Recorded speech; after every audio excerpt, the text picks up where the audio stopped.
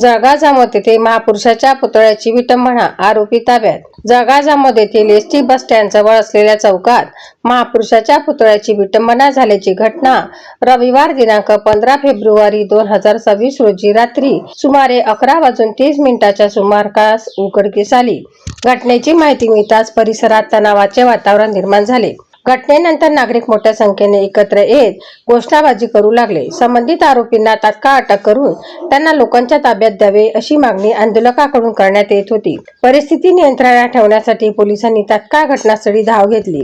CCTV फुटेजच्या आधारे पोलिसांनी अज्ञात संशयिताला ताब्यात घेतल्याची माहिती अधिकृत सूत्राकडून देण्यात आली आहे। वरिष्ठ पोलीस अधिकाऱ्यांनी नागरिकांशी संवाद साधून समजूत काढली व कायदा हातात न घेण्याचे आवाहन केले, तसेच अफवांवर विश्वास न ठेवण्याची विनंती करण्यात आली। पोलिसांच्या तत्पर कारवाईमुळे सध्या शहरातील परिस्थिती शांत असून सर्व व्यवहार सुरळीत सुरू आहेत। कोणत्याही प्रकारे समज पसरू नये असे आवाहन प्रशासनाच्या वतीने करण्यात आले आहे। दरम्यान या घटनेमुळे काही तणाव निर्माण झाला असला तरी प्रशासनाच्या हस्तक्षेपामुळे परिस्थिती नियंत्रणात आली असून शहरात सध्या शांततेचे वातावरण आहे।